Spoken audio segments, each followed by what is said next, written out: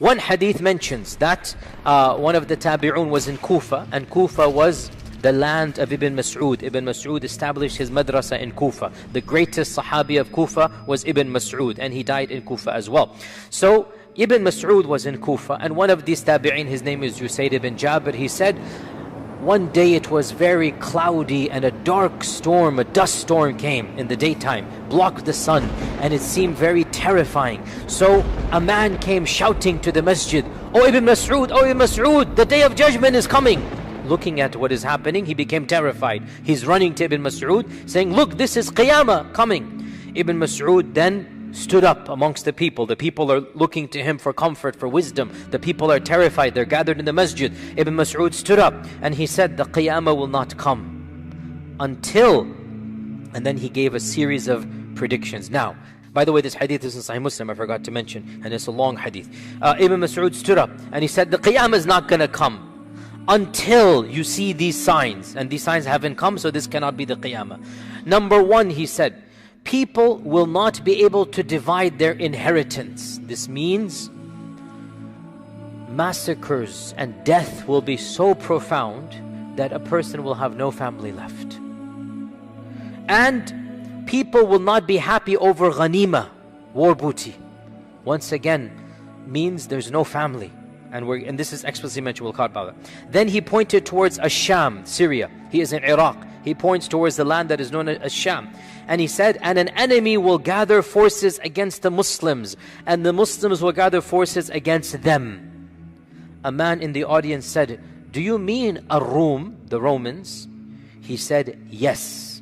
Now the Romans refers to European civilization, the Christian empires. And there's no problem extrapolating the concept of Romans to the modern nations that look up to that empire as being their, if not biological, their theological and their intellectual ancestors. We all know, went over this as well. So the term Roman, Rome, can de facto apply to the majority civilization, the superpowers of our times. So, and by the way, this is interesting because again, these are predictions that we are now seeing taking place. So Ibn Mas'ud said, "Yes, I mean the Romans. And at that time there will be a severe fighting, a fierce fighting.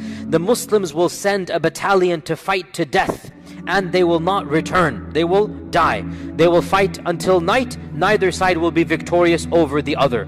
On the second day, the Muslims will send another battalion, and they will fight to death, and they will not return victorious. On the third day, the same thing will happen. And then on the fourth day, so for 3 days, Muslims are going in, and it is going to be massacre after massacre. Nobody will remain alive from the first batches that go. On the fourth day, Allah Azza wa Jal will grant victory to the Muslims, and the enemy will be defeated. So there will be 4 days of battle somewhere in Bilad al-Sham. Now, is this the great Armageddon, or is this the precursor to the Armageddon? This is not the great Armageddon, it looks like. This is the precursor. This is a massive war that will take place before the Armageddon. Now the hadith goes on, and this is from the statement.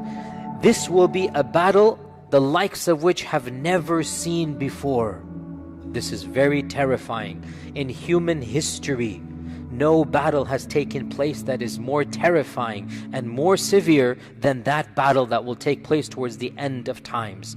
And then Ibn Mas'ud said, and this is so powerful, and it's not Ibn Mas'ud, it is from the Prophet ﷺ, so much so that a bird that will fly over them will fall down dead. Now, you tell me, before I move on, you tell me, no matter how many people are killed by the swords on this land, will it affect a bird in the heavens? No. What will affect a bird in the heavens? Not swords. Get the point. Not swords. Something's going to happen that a bird in the heavens will be flying over, it will come down dead. And then the hadith goes on, out of a family of 199 will perish and 1 will survive. The attrition rate in this war, 99%. Allah al-Musta'an. What war in human history has had 99% death? None. I don't know of any. 99%. The victory was given to the 1%. 99%. And this is when the Prophet ﷺ said, Ibn Mas'ud said, so how can anyone be happy over ghanima or any inheritance be divided? In other words, may Allah protect all of us, if somebody were to give you $1 million but you have no family, wallahi, what sane person will choose that? Family is worth more than this whole dunya. So the Prophet ﷺ is saying, how can anybody be happy when he gets all the ghanima and 99 of his family had that? He's nobody left, no parents, no children, nothing left. How can anybody be happy? What is the point of that ghanima? It's all gone. How will inheritance be divided when there will be no family left? So this war will destroy 99% of those fighting in it.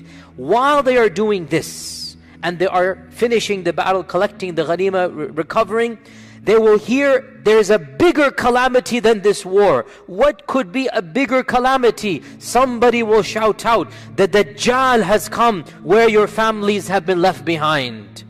So in that state, tired, bruised, bleeding, but their families are being attacked, whoever is remaining in the land that they left behind, Bilad al-Sham, wherever there is, they will run, they will rush back to that land, and they will discover that it is a lie. It is not true.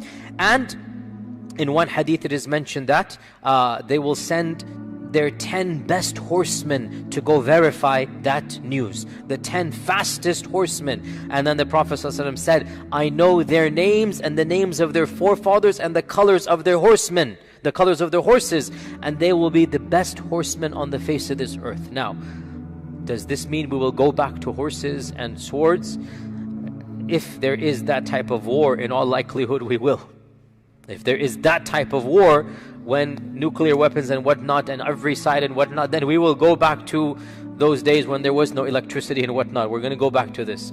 Or is it possible that when the Prophet is saying horse, he means a vehicle? This is also possible. It's not too much of a stretch, and Allah knows best. So this hadith mentions, now does this hadith mention the Mahdi? Yes or no? No, it does not. But other ahadith mention that the Mahdi will be the one that will be there when the news comes that the Dajjal is around. So it appears that this big war that is being referenced is a war that the Mahdi will participate in, even though he's not mentioned in this one, right? So it is a war between Ar-Rum and between the Muslims. It is a massive war. Now, many have said this hadith is a reference to the Armageddon. And it could be true. Because here's the point. Is the Armageddon one battle, or is it a series of battles? It goes back. If it's only one battle, then in all likelihood that will be Dajjal and Isa ibn Maryam. But if it is a series of major battles, then it makes sense that this hadith in fact is one of those big battles of the Armageddon. Allah knows best.